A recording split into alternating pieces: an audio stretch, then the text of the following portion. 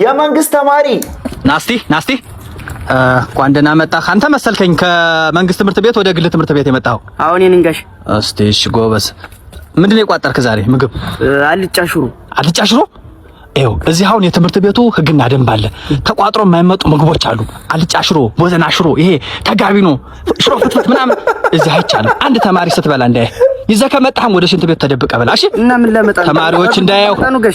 ምን ላምጣ? ምንም አይመለከተኝም። እንደዚህ አይነት ምግብ ይዘህ እንዳትመጣ ሁለተኛ። በቃውን እንሳን ብለን ጀረበ። የኛም በኋላ እንብለውና እሷናውን ይገርም አንደኛውን ምሰው አጥራለሁ። ጭብጦ ነው ቦምብ አይደለም እንዳልኩት ነጣጣው ጭብጦ ነው። አሮቱ ምንድን ነው የሚሮጡት? ምን አሳያቸው? እዚህ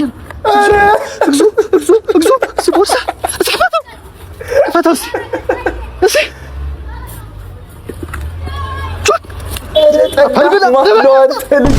ተአምረኛ ልጅ